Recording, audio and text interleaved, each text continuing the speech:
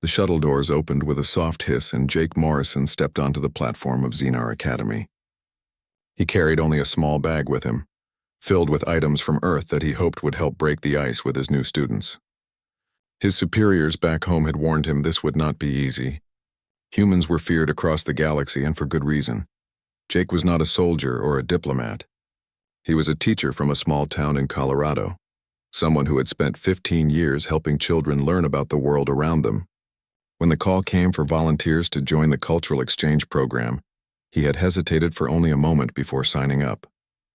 Teaching was teaching, he figured, whether the students had 2 legs or 6. The academy stretched out before him like something from a dream. Towers of crystal and metal reached toward the purple sky, connected by bridges that seemed to float in the air. Students of dozens of species moved through the courtyards below, their various forms creating a living rainbow of colors and shapes. Jake had studied the files, memorized the names of the major species he would encounter, but seeing them in person was different. Professor Velith waited for him at the end of the platform. She stood nearly 7 feet tall with 4 arms folded across her chest and skin that shimmered like mother of pearl. Her species, the Centaurians, were among the oldest members of the Galactic Council. They were known for their wisdom and their cautious nature. "Mr. Morrison," she said, her voice carrying a musical quality that the translator in his ear struggled to convey. "Welcome to Xenar Academy. I trust your journey was comfortable." Jake smiled and extended his hand, then remembered that this gesture might not translate well. He lowered it quickly. "Thank you, Professor. I'm grateful for the opportunity to be here." Velith's large eyes studied him carefully. Jake could see the tension in her posture, the way she kept a careful distance between them. He had been briefed about this too. To most species in the galaxy, humans looked like walking nightmares. Forward-facing eyes meant predator. Strong jaws meant hunter. Upright posture meant aggression. "I must be honest with you," Velith said as they began walking toward the main building. "There was significant opposition to your presence here. Many faculty members believe it is too dangerous to expose younglings to a predator species." "I understand," Jake said quietly. "I'll do everything I can to make sure they feel safe." They entered the building, and Jake noticed how other beings in the hallways pressed themselves against the walls as he passed. A group of small furry creatures that resembled rabbits with fox-like tails scattered at his approach, their high-pitched chirps of alarm echoing off the walls. He felt his heart sink. How was he supposed to teach students who were terrified of him? Velith led him to a classroom on the 3rd floor. Through the transparent walls, Jake could see about 20 young beings of various species arranged on cushions and seats, designed for their different body types. They were chattering among themselves, but the sound died the moment Velith opened the door. "Students," Velith announced. "This is Jake Morrison from Earth. He will be joining us for the cultural exchange program. I expect you all to treat him with the respect due to any visiting scholar." The silence that followed was deafening. Jake saw fear in every face, every set of eyes that met his before quickly looking away. The small furry ones, which he recognized as pillions, huddled together in the back corner. A group of feathered beings pressed their wings close to their bodies, making themselves small. Even the larger students, those from species that might be considered dangerous on their own worlds, looked uncomfortable. Jake took a slow breath and made a decision. Instead of standing at the front of the room like Velith did, he sat down on the floor. He made himself smaller, less threatening. He kept his hands visible and his movements slow. "Hi," he said softly. "I know I probably look scary to you. That's okay. A lot of species find humans frightening at first, but I want you to know that I'm just a teacher. Back on Earth, I work with kids your age. I help them learn about math and science and history. That's all I want to do here too." No one responded. Jake had not really expected them to. Trust was not built in moments, especially when millions of years of evolution were screaming at these younglings to run away from the predator in their midst. Velith began her lesson, something about the formation of different governmental systems across the galaxy. Jake listened quietly from his spot on the floor, occasionally offering a comment about how humans handled similar issues. He noticed that while the students remained wary, a few of them started to relax slightly. At least he was not standing, not looming over them with his height. The class lasted 2 hours. By the end, Jake had managed to get 3 students to ask him questions. They were simple things, carefully worded to avoid any topic that might be sensitive. One wanted to know what Earth looked like. Another asked about human cities. The third, a brave pillion cub, asked what humans ate. Jake answered honestly. We eat lots of things. Fruits, vegetables, grains. Some humans eat meat, others don't. On Earth, we have what we call a varied diet. He decided not to mention that yes, humans were capable of hunting and eating other creatures. That information could come later when trust had been built. After class, Velith walked with him back toward his quarters. You did well, she said, and Jake heard the surprise in her voice. I expected more panic. Sitting down helped, Jake said, making myself less intimidating. It's something I learned working with nervous kids back home. Sometimes the best thing you can do is make yourself small and let them come to you on their own terms. An interesting strategy, Velith mused. Most predator species prefer to assert dominance. Most predator species haven't figured out how to build a civilization that doesn't eat its neighbors, Jake replied with a slight smile. Humans learned a long time ago that cooperation beats competition in the long run. We're still working on it, but we're trying. Over the following days, Jake established a routine. He would arrive at Velith's classroom early, sit in the same spot on the floor and wait for the students to arrive. He brought small items from Earth to show them. A smooth riverstone, a dried flower pressed between sheets of clear plastic, a small book with pictures of Earth's landscapes. The students remained cautious, but their fear began to fade into curiosity. They started to ask more questions. They wanted to know about human families, human games, human celebrations. Jake answered everything honestly, painting a picture of humanity that went beyond the predator stereotype. The pillion cubs were the most curious. Their species had evolved as prey animals on a world filled with hunters, and their instincts were strong. But they were also young, and the young of any species were more willing to question what they had been taught. A cub named Kessa seemed particularly interested in Jake. She would watch him from the safety of her group, her large eyes following his every movement. Jake made sure to acknowledge her attention without pushing. He would smile in her direction, offer a small wave, but never approach. Let her come to him when she was ready. That was the key. 3 weeks into his assignment, Jake brought something new to class. It was a simple blue pen with silver accents worn smooth from years of use. He had carried it through college, through his teaching certification, through 15 years of grading papers and writing lesson plans.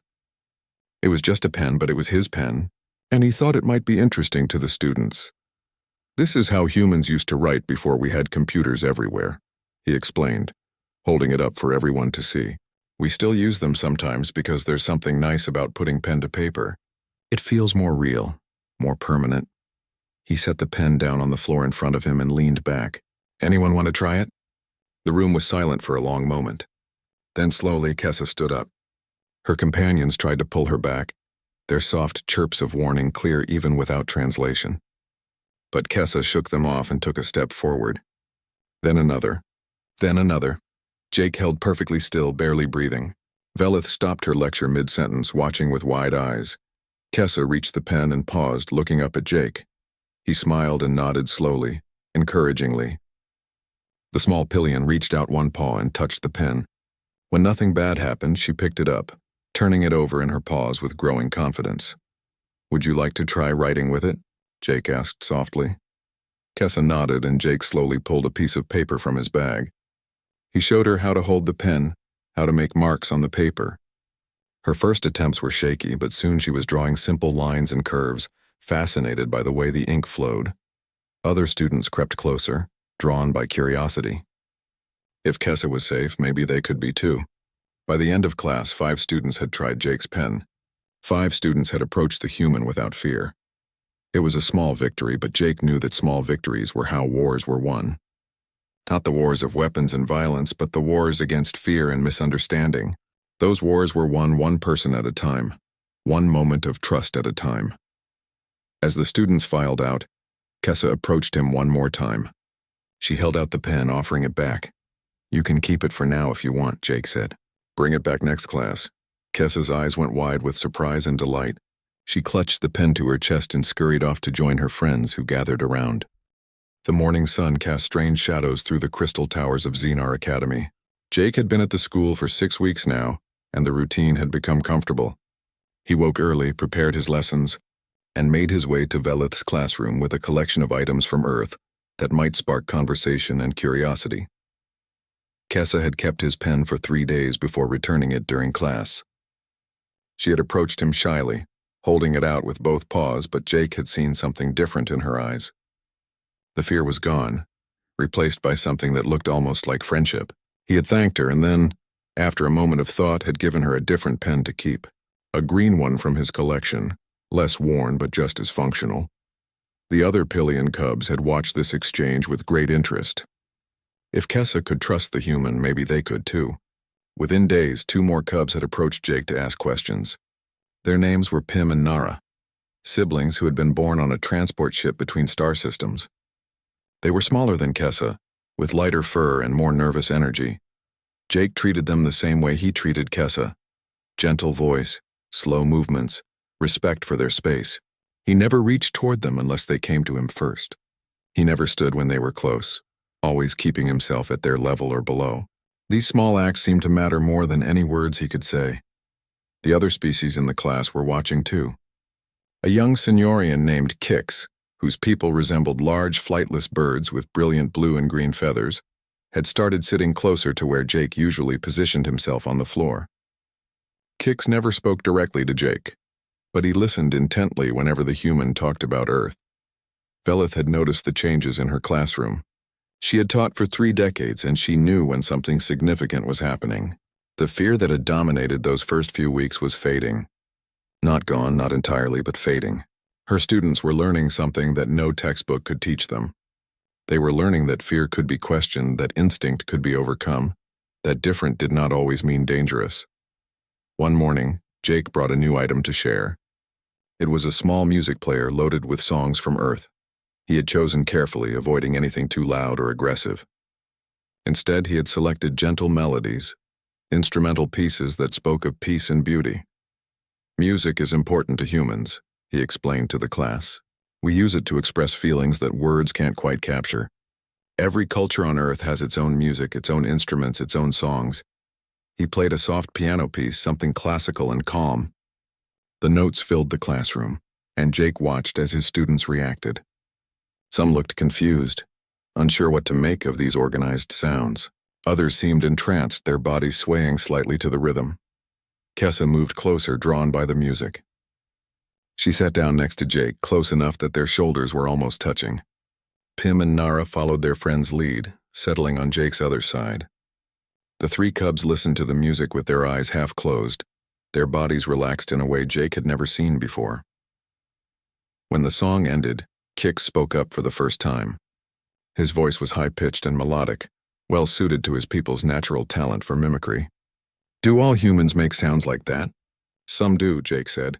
Not everyone can play an instrument, but most humans enjoy listening to music. We have it in our homes, in our vehicles, in public spaces. It's part of how we understand the world. It is pleasant, Kix admitted, and several other students chirped or hummed their agreement. Velith seized the opportunity. Music is a form of mathematics, she said, launching into a lesson about how different frequencies combine to create harmony. But Jake noticed that even as she talked about the science, the students kept glancing at him as if seeing him in a new light. A species that created beauty, that valued art and expression, seemed less frightening than a species defined only by its capacity for violence. The breakthrough came during the 4th week of Jake's 2nd month at the academy. Velith had assigned a group project, something about designing a sustainable colony on a new world. The students were meant to work together, combining their different species' strengths and perspectives to solve the complex problem. Kessa approached Jake during the planning phase. "Will you help our group?" she asked, her voice quiet but steady. Jake felt his heart soar, but he kept his expression calm. "I'd be happy to if your group wants me." Kessa turned to Pim and Nara, and the 3 cubs had a quick whispered conversation. Then they all looked at Jake and nodded together. "We want you in our group," Kessa announced. It was the first time any student had voluntarily chosen to work directly with Jake. Velith noticed immediately, her forearms freezing mid-gesture as she processed what had just happened. Other students noticed too, their conversations dying down as they watched to see what would happen next. Jake moved slowly to join the 3 cubs at their workstation. He sat cross-legged on the floor, pulling out his data pad to take notes. "Okay," he said softly. "What kind of world are we colonizing?" The cubs explained the parameters. A world with slightly higher gravity than Pillion standard, with large oceans and scattered continents. The challenge was to create a colony that could sustain itself without relying on constant supply ships from the homeworld. Jake listened carefully, then asked questions. "What resources does the planet have? What's the climate like? Are there any native species we need to consider?" The cubs had answers for some questions, but not others. Together they began researching, dividing tasks based on who was interested in what aspect of the problem. Jake found himself impressed by their creativity and intelligence. They saw solutions he might have missed, approached problems from angles his human brain had not considered. As they worked, other students began to drift closer. A young Hexarian, whose species resembled six-legged cats made of living crystal, asked if she could join their group. Then Kix asked the same thing. Within an hour, Jake found himself surrounded by 7 young aliens, all working together on the project, all comfortable enough with his presence to focus on the task instead of their fear. Velith watched from the front of the room, making notes on her data pad. Jake caught her eye once and saw approval there, mixed with something that might have been wonder. This was not supposed to happen. Prey species did not gather around predators by choice. But here it was happening right in her classroom, defying everything she had been taught about interspecies relations. The class ended too quickly. The students were disappointed when Velith announced it was time for their next lesson. They wanted to keep working on the colony project. Jake promised they could continue during the next class session, and the cubs seemed satisfied with that. As the students filed out, Kessa lingered behind. She approached Jake with something clutched in her paw.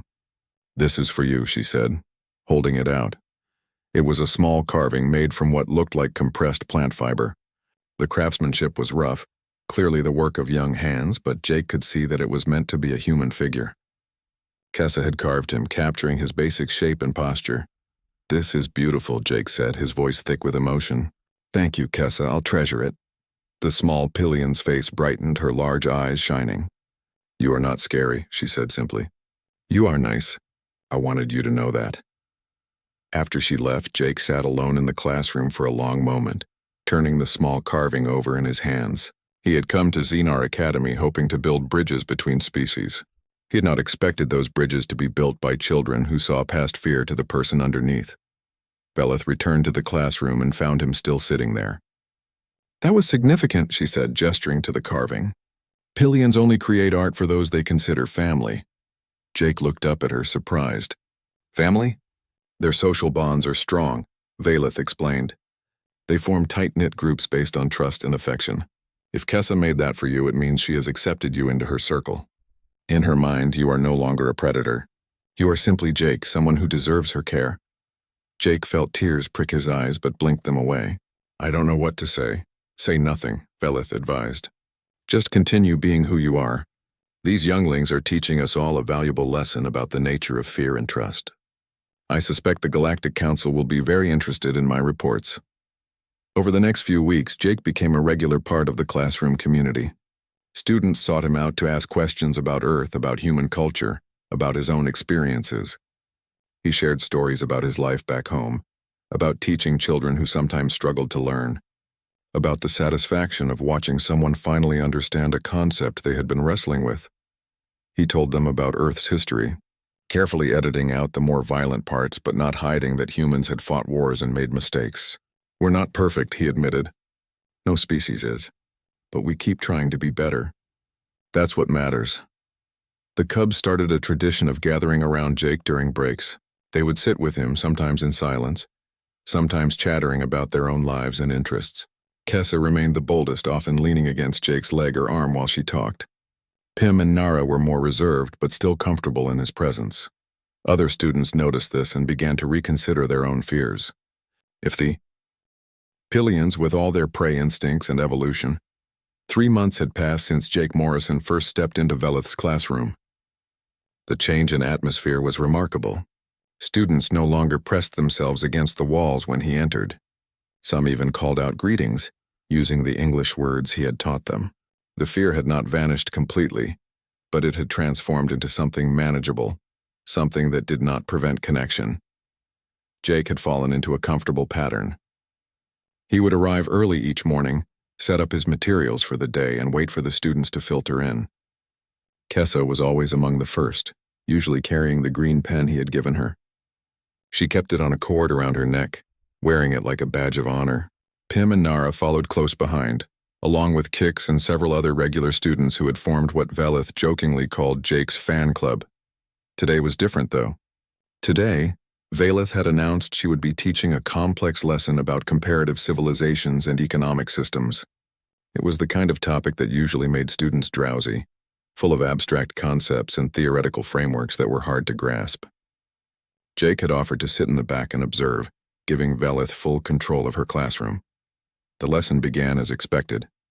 Velith stood at the front of the room, using her datapad to project images and charts onto the wall. She talked about resource distribution, about how different species approach the challenge of meeting everyone's needs. Her voice carried that musical quality that Jake had grown used to, but he could see the students struggling to maintain interest. About 40 minutes into the lesson, Jake noticed Kessa yawning. It was a wide yawn that showed all her small teeth, the kind that could not be hidden or suppressed. She had been working hard on a project for another class, and Jake knew she had stayed up late the previous night to finish it. The exhaustion was catching up with her. Kessa blinked her large eyes slowly, fighting to stay awake. But the warmth of the classroom, the drone of Velith's voice explaining economic theory, and her own tiredness were a powerful combination. She swayed slightly in her seat, her eyelids growing heavier with each passing moment. Jake sat very still in his spot at the back of the room. He had positioned himself on the floor as usual, his back against the wall, his legs crossed. Several students sat near him, close enough to show trust but far enough to maintain their own space. It had become a normal arrangement, one that nobody questioned anymore. Kessa stood up from her cushion. For a moment, Jake thought she was going to ask to be excused, maybe to go splash water on her face to wake herself up. But instead, she walked slowly toward the back of the room. Toward Jake. The other students noticed immediately. Conversations died mid-whisper. Even Velith paused in her lecture, her forearms freezing in mid-gesture as she watched what was happening. Kessa reached Jake and stood in front of him for just a moment. Her eyes were half closed, her body swaying with tiredness. Then, with the simple trust of a child who had forgotten to be afraid, she curled up against his side.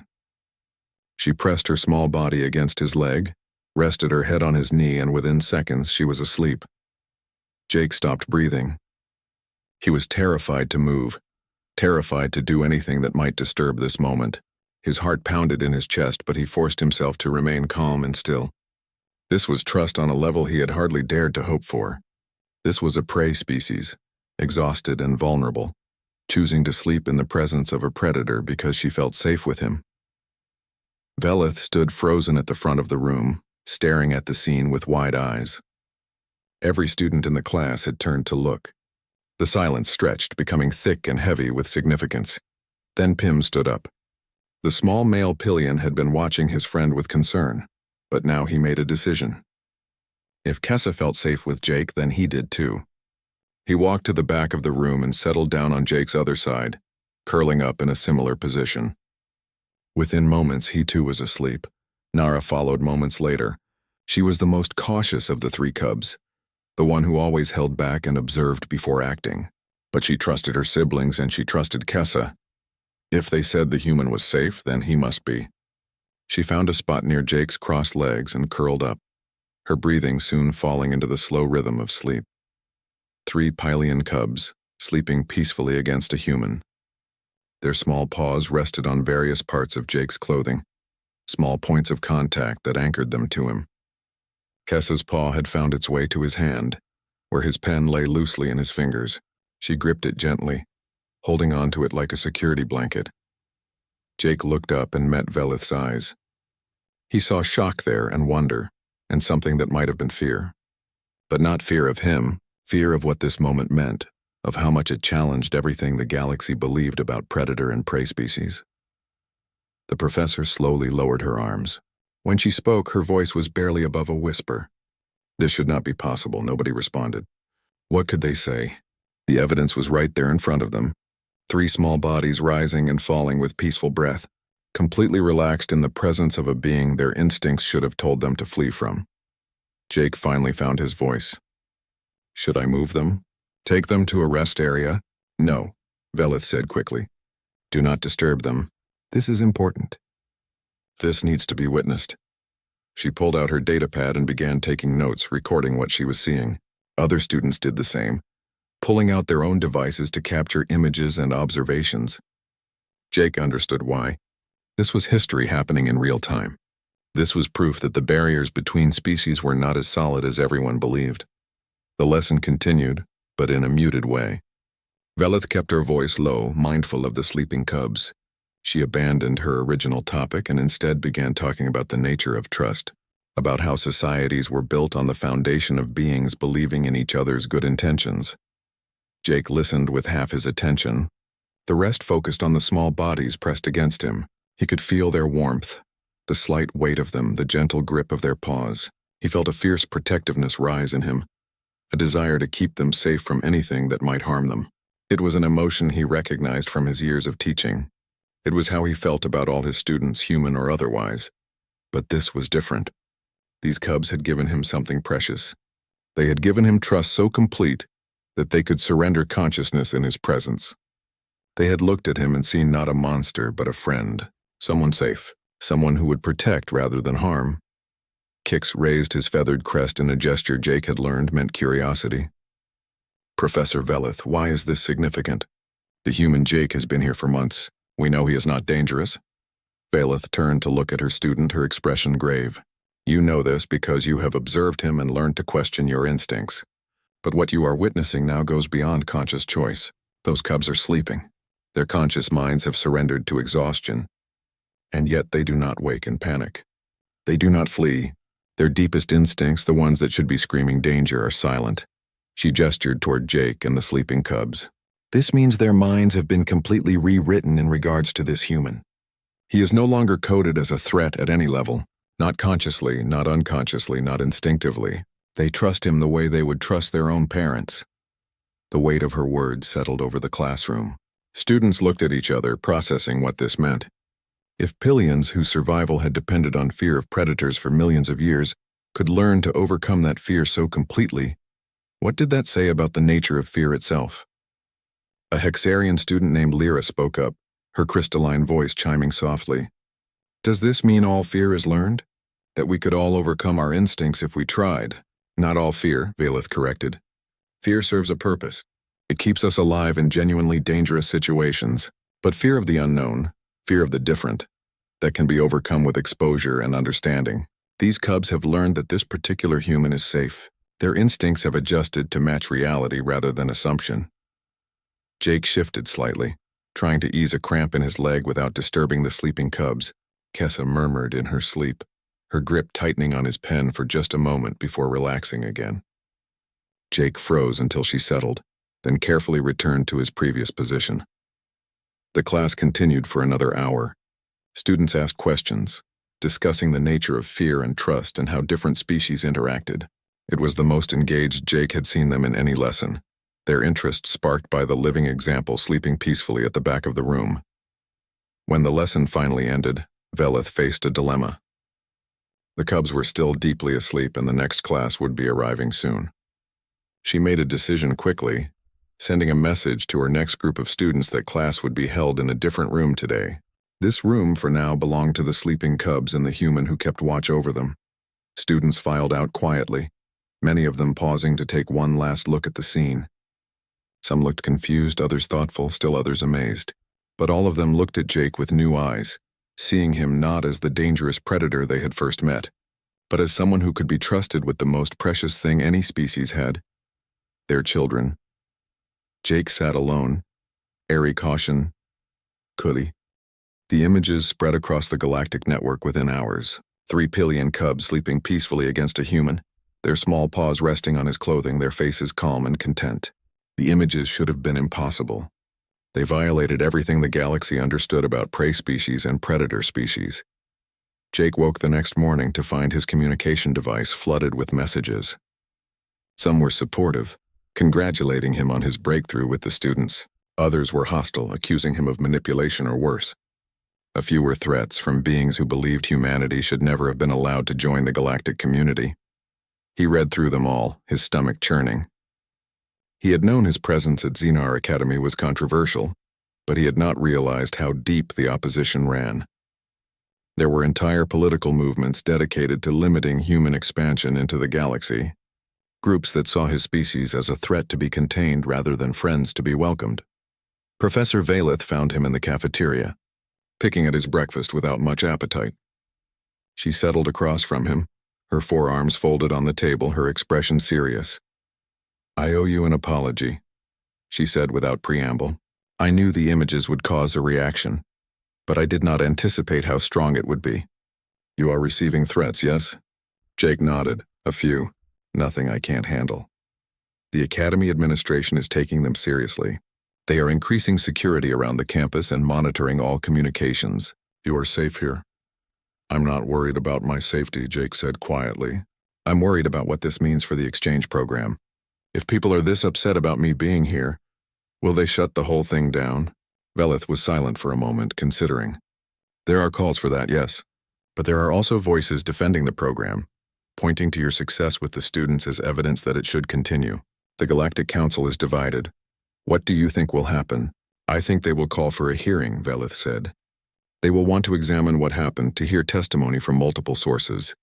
They will want to determine whether the Cubs' trust in you is genuine, or if it represents some form of predator manipulation." Jake felt anger flash through him. "I would never manipulate those kids, never." "I know," Veleth said gently, "and I will testify to that. But you must understand, many species in the galaxy have never encountered humans before. They see the images and they see what their instincts tell them to see. Prey species in danger. It will take more than one teacher and 3 cubs to change millions of years of evolutionary programming." Over the next few days, the controversy grew. News outlets across the galaxy picked up the story, each putting their own interpretation on the images. Some praised the breakthrough in interspecies relations. Others warned of the dangers of allowing predator species near vulnerable younglings. Still others questioned whether the Pillions themselves were defective somehow, lacking the proper fear responses that should have protected them. The cubs themselves were confused by all the attention. Kessa found Jake in the garden one afternoon, her green pen hanging from its cord around her neck. "Why are people angry?" she asked, settling next to him on the bench. "We did not do anything wrong." "You didn't," Jake assured her. "But sometimes adults get scared when they see things that challenge what they believe. They think the way things have always been is the way things should always be." "That is silly," Kessa said firmly. "Things change all the time. My mother says change is how we grow." "Your mother is very wise." Kessa leaned against his side, a gesture she had done dozens of times since that day in the classroom. "I am not scared of you, Jake. I know you would not hurt me. Why can other people not see that?" "Because they don't know me like you do," Jake explained. "They just see that I'm a human, a predator species, and they let their fear make decisions for them." "Then they should come meet you," Kessa said, as if it were the simplest solution in the world. "If they met you, they would know." Jake smiled at her innocent logic.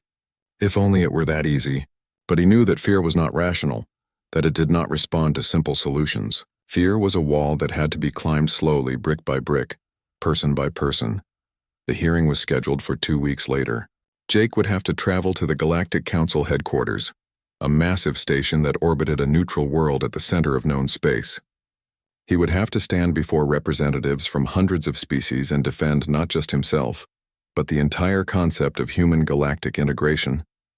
Veleth prepared him as best she could.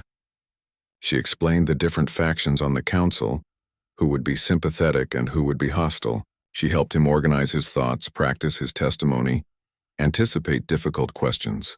But they both knew that ultimately, the council would make their decision based on fear or trust, and no amount of preparation could control which emotion won.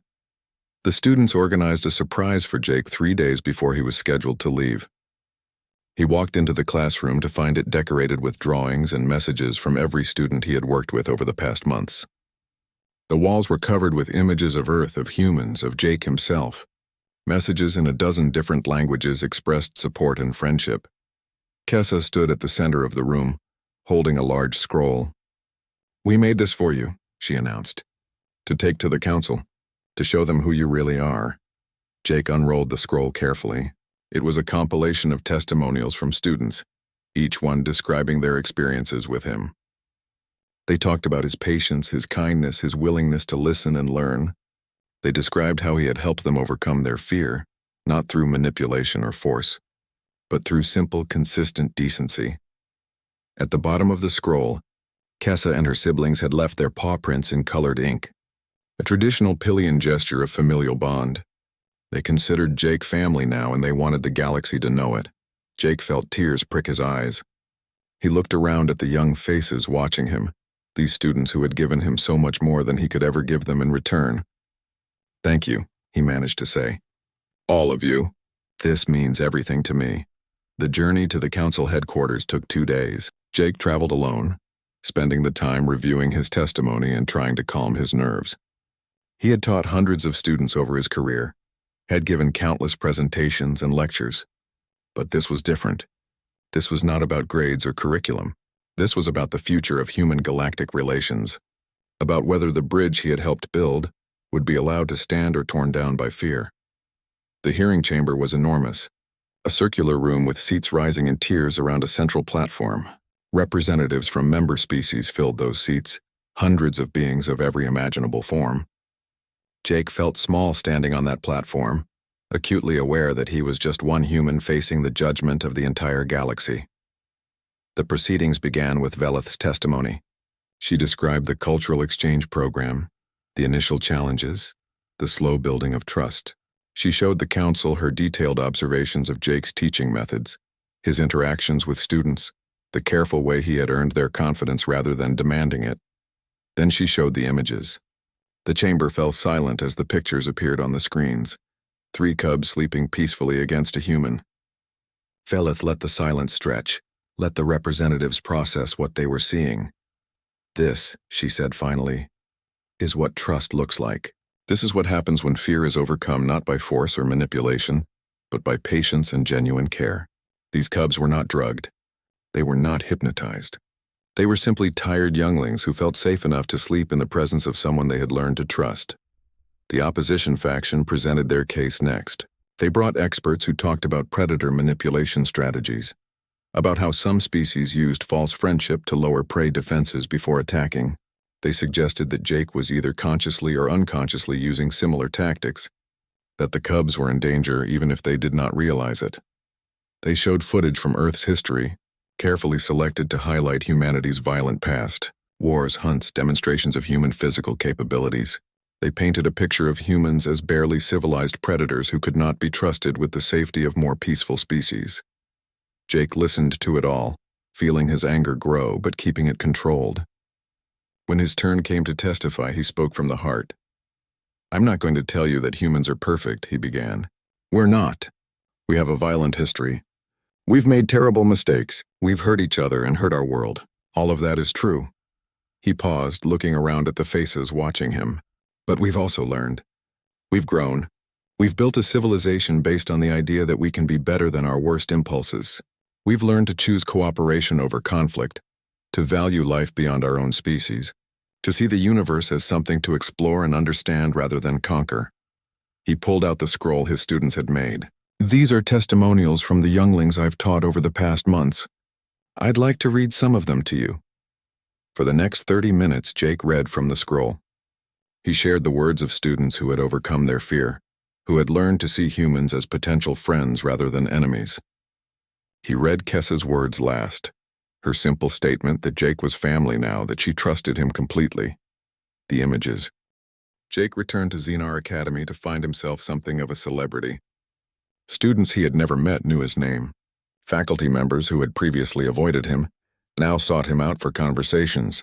The controversy surrounding the sleeping cubs had thrust him into the galactic spotlight, and while he was uncomfortable with the attention, he understood its importance. The cubs themselves were waiting for him when he walked into Veleth's classroom. Kessa rushed forward and wrapped her small arms around his leg in an enthusiastic hug. Pim and Nara followed more slowly, but their joy at his return was equally evident. "We watched the hearing," Kessa said, her voice bright with excitement. "You were so brave standing in front of all those people and telling them the truth." "You made them understand," Pym added quietly, "that we are not broken for trusting you. That trust is good." Jake knelt down to be at their level, something that had become second nature to him. "You three were the brave ones.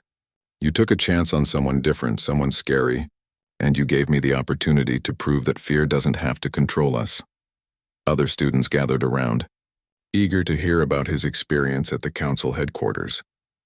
Jake spent the next hour answering questions, describing the enormous chamber and the hundreds of species represented there. He talked about the arguments for and against the exchange program, about the careful political balance that had led to the council's decision. Felith watched from her position at the front of the room, a small smile on her face. When Jake finally finished with his story, she cleared her throat to get the class's attention. "Students, I have an announcement. The Galactic Council's decision to expand the cultural exchange program means we will be receiving more visitors from various species over the coming months. Some will be predator species like humans. Others will be from civilizations very different from our own. I expect all of you to extend them the same courtesy and openness you have shown Jake." The students murmured their agreement. After months of working with a human, the idea of meeting other unusual species seemed less frightening. They had learned that different was not the same as dangerous. Over the following weeks, new ambassadors began arriving at the academy. A Kryn warrior, whose people were feared for their combat prowess, came to teach military strategy and honor codes.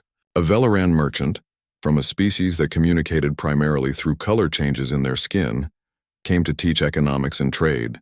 A Hexith philosopher, whose people thought in mathematical equations, came to teach logic and reasoning. Each new arrival faced the same initial fear and suspicion that Jake had encountered. But the students, emboldened by their experience with Jake, were quicker to overcome their hesitation. They had learned the lesson Jake had been trying to teach. Individuals should be judged by their actions, not by the stereotypes of their species. Jake found himself in an unexpected role. He became a mentor to the other ambassadors, helping them navigate the challenges of teaching students who were instinctively afraid of them. He shared the techniques he had developed, sitting at their level, moving slowly, giving them space to approach on their own terms. He emphasized patience above all else. Trust could not be rushed. The Kryn warrior, whose name translated roughly to striker, struggled the most. His people valued strength and directness, and he found Jake's gentle approach frustrating. "Why must we make ourselves small?" he demanded during one of their conversations. "Why can we not simply be who we are?" "Because who we are scares them," Jake explained. "And scared beings can't learn. They're too busy preparing to run or fight. If we want to teach them anything, we first have to help them feel safe." Stryker was silent for a long moment, his powerful body tense with disagreement, but then he sighed, a sound like grinding stone. "My people have been trying to join the galactic community for decades. We are always seen as threats, as warriors who cannot be trusted. Perhaps your way is worth trying." Within a month, Stryker had his own group of students gathering around him during lessons. They were fascinated by his stories of honor and combat, by the strict code his people lived by. They learned that warriors were not mindless killers, but beings who valued discipline, loyalty, and protecting those weaker than themselves. The transformation happening at Xenar Academy began to spread. Other schools requested their own cultural exchange ambassadors. The Galactic Council received hundreds of applications from beings wanting to participate in the program. What had started as an experiment with one human teacher had become a movement. But not everyone was happy about the changes. There were protests on several worlds, beings who believed the old ways were safer. They organized demonstrations, sent petitions to their governments, demanded that the exchange programs be shut down. Some even made threats against the schools participating in the program. The Academy administration took the threats seriously, increasing security and monitoring all visitors carefully, but they refused to shut down the program. Too much progress had been made. Too many students had benefited from learning to question their fears. Jake tried to ignore the controversy and focus on teaching. He had been at the academy for nearly a year now, and he had developed a strong curriculum covering human history, culture, and philosophy. His classes were among the most popular at the school, with students from all years requesting permission to attend. He also started teaching a special seminar on overcoming fear and building trust across species lines. The class was open to both students and faculty, and it quickly became a forum for discussing the deeper questions raised by the exchange program. How much of behavior was determined by instinct versus choice? Could any species overcome their evolutionary programming? What did it mean to be civilized if civilization required constantly fighting against natural impulses? Kessa attended every session, always sitting close to Jake, her green pen still hanging around her neck.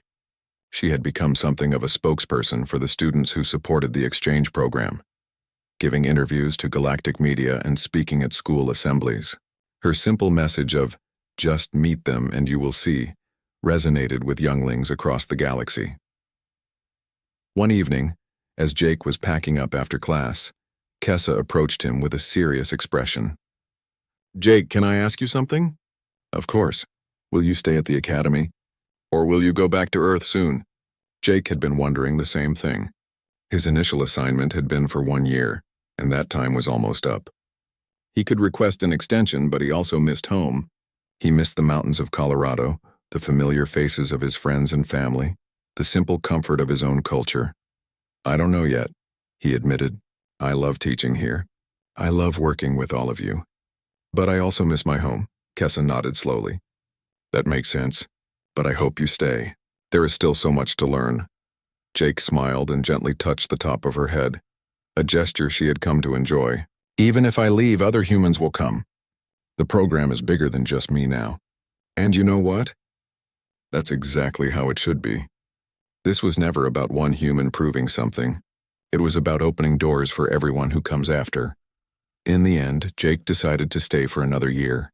The Academy offered him a permanent position on the faculty, with the title of Professor of Interspecies Relations. It was a new department, created specifically to study and teach about building bridges between different civilizations. He accepted the position, knowing that his work was far from finished. Every semester brought new students who needed to learn the same lessons about fear and trust. Every year brought new challenges as the exchange program expanded and evolved, but he also saw the progress. Students who had been terrified of him in their first year were now his teaching assistants, helping new students adjust to having predator species on campus. Alumni of the program were going out into the galaxy and spreading the message that cooperation was possible, that the old divisions did not have to define the future. 5 years after Jake first arrived at Xenar Academy, a remarkable event occurred. The Galactic Council announced the formation of an interspecies integration committee, tasked with developing programs to increase cooperation and understanding between member civilizations. The committee included representatives from predator and prey species working together, something that would have been unthinkable just a few years earlier. Belith was chosen to lead the committee, her experience at the academy making her the obvious choice. She asked Jake to serve as her deputy, and he agreed. Together, they began developing guidelines and best practices for integration programs across the galaxy. The Cubs grew up, as children always do. Kessa, Pim, and Nara all went on to attend advanced schools, studying to become ambassadors and diplomats themselves. They spoke openly about their time with Jake, about how learning to trust a human had changed their understanding of what was possible. Kessa kept the green pen Jake had given her, even though it had long since run out of ink. She wore it always, a reminder of the day she had first approached a human and discovered that friendship could exist across any divide. Jake continued teaching for another decade. He trained hundreds of students, helped dozens of other species ambassadors learn to connect with beings different from themselves. He wrote papers about trust and